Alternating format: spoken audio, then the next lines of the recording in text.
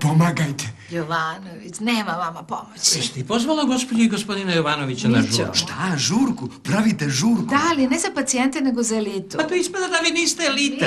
Ko nije elita? Da možda nisam dovoljno razvijen kao ličnost. Jovanovića, vi erekciju računate u proširenje ličnosti. Računam, pozovite me na žurku, molim vas. Kakva žurka ne dolazi u obzir? Sedite ovdje i brzo recite zašto ste došli. Moja žena, ona je potpuno luda, a verujte mi, ja ludaka mogu da prepoznam. Pogledajte ovu košulju. Iviću rukava su tako oštre da mogu da posluže kao hladno oružje. Mogu li na žurku? Ne, neka ste izgledali kao divljak, sad imate lepo ispeglanu košulju. Šta je loše u tome? Loše u tome što je ovo 6. košulja od jutros. Odem u samoposlugu, nove pantalone. Izađem na terasu, nova košulja. Odem u WC, čisti donji veš. Ko što radi? Ja se samo presvlačim, a ona pere i pegla. Ugojio sam se 7 kila. Mogu li na žurku? Ne, ugojili ste se od depresije. Nije od depresije, nego od ždranja. Za ručak smo imali hladno jedlo, toplo predjelo, supu, pečenje sa 6 priloga, 5 vrsta kolača, mus i voćnu salatu, a za večeru sprema palačinke u šatovu, ribu u ulju, zeca u pacu i vola u kupus. Mogu li na žurku? Ni govora. Joj, a u međuvremenu usisava čisti pegle i sve do 4 ujutro napadnu u krevet ko da je metkom pogođeno. Kažem, neki muškarci bi ubili da imaju takvu ženu. Ma ja neću zeca u pacu, nego ženu u krevetu. I to živu poluživu, pa ovako toplo, da. Koliko često mislite o seksu? Non stop.